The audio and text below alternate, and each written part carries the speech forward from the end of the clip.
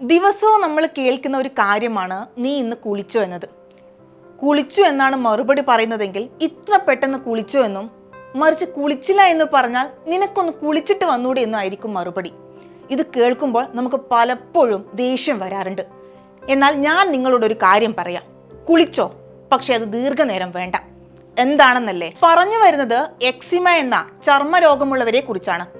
ശുചിത്വത്തിന്റെ ഭാഗമാണ് കുളിക്കുക എന്നത്. എക്സിമ രോഗമുള്ളവർ, അതായത് ചർമ്മത്തിൽ നീർക്കെട്ടുള്ളവർ, കൂടുതൽ നേരം വെള്ളവുമായി സമ്പർക്കത്തിൽ ഏർപ്പെടുന്നത് രോഗാവസ്ഥ കൂടുതൽ പ്രശ്നമാകും. ഈ രോഗമുള്ളവർ ഒരു ബക്കറ്റ് മാത്രം വെള്ളത്തിൽ കുളിച്ചാൽ മതിയെന്നാണ് ആരോഗ്യ വിദഗ്ധർ പറയുന്നത്. ഒരുപാട് നേരമുള്ള കുളി ചർമ്മത്തെ വരണ്ടതാക്കുക മാത്രമല്ല, എക്സിമ ലക്ഷണങ്ങൾ അധികമാവുകയും ചെയ്യും. 3 വിധത്തിലുള്ള എക്സിമകളാണുള്ളത്: acute eczema, sub acute eczema, chronic eczema. ചുവപ്പ് കുമിളകൾ, പുകച്ചിൽ, നീരൊലിപ്പ് തുടങ്ങിയവയാണ് അക്യൂട്ട് എക്സിമയുടെ ലക്ഷണങ്ങളെങ്കിൽ ചൊറിച്ചിലോട് കൂടിയ മൊരിച്ചിൽ, പൊറ്റ തുടങ്ങിയവയാണ് സബ് അക്യൂട്ട് എക്സിമയുടെ ലക്ഷണങ്ങൾ. ചൊറിച്ചിലിനൊപ്പം ചർമ്മത്തിൽ കറുപ്പു നിറത്തിൽ കട്ടിയോട് കൂടി കാണപ്പെടുന്നതാണ് ക്രോണിക് എക്സിമ.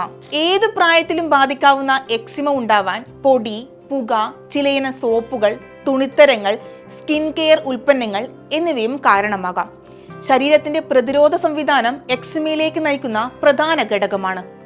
ചെറിയ അസ്വസ്ഥതകളോ അലർജികളോ ഉണ്ടാകുമ്പോൾ പ്രതിരോധ സംവിധാനം അവയെ മറികടക്കാൻ വീക്കമുണ്ടാക്കും. അപ്പോൾ എല്ലാവരും ദിവസവും കുളിക്കുക, കുറച്ചു നേരം മാത്രം.